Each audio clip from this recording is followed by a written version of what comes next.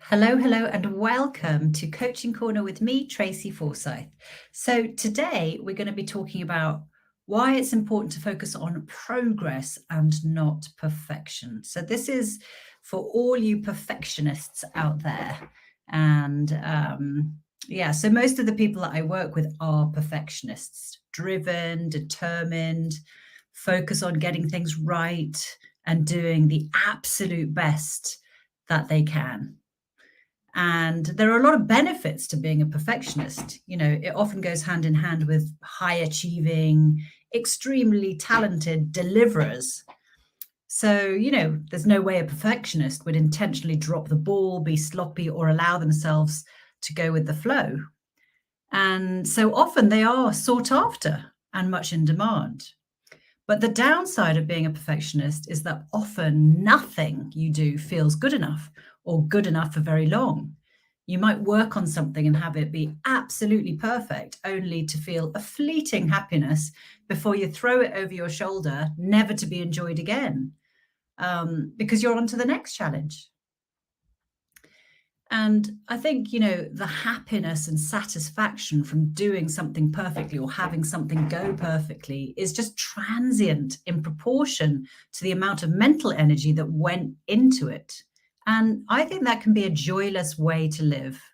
I kind of recognize that I was a self-critical overachiever, too busy being self-critical to ever really appreciate what I was achieving. So it can be like being the donkey endlessly going around to reach the carrot dangling in front of you.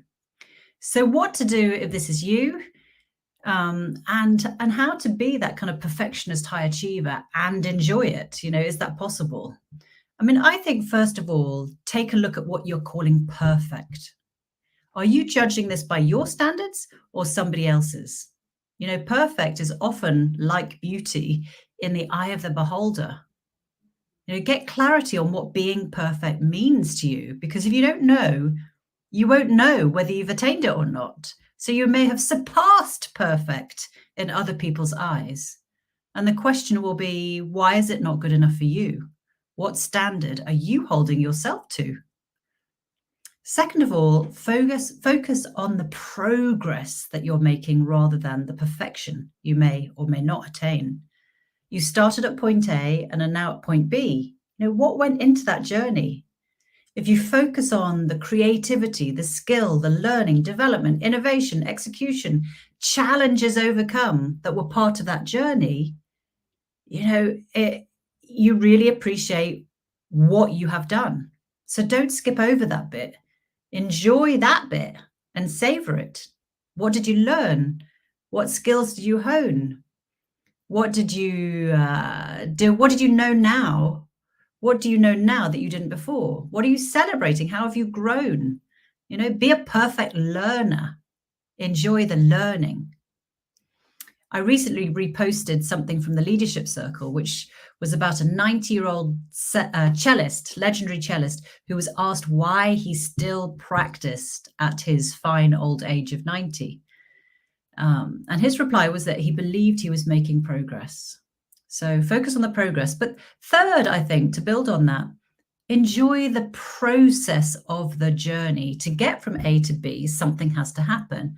And rather than just focusing on the perfect ending, be mindful about the journey and what you're experiencing along the way. The other day, I bumped into a yogi friend, Mark, who reminded me it's yoga practice, not yoga perfect. The joy and learning is in the practicing it. There's no such thing as perfect in yoga. The perfection is the practice. So perfectionists out there, ask yourselves, how do I define perfect? What do I actually mean by that? Number two, how do I enjoy perfection? Is it momentary, fleeting? Number three, what progress have I made? If I focus on progress and not perfection, what am I celebrating? And number four, how do I enjoy the journey in my pursuit of perfection? Okay, well, I hope that works. Live life as positively as you can. Use your energy in the right way. And don't worry, you will still be a super high achiever. See you next time.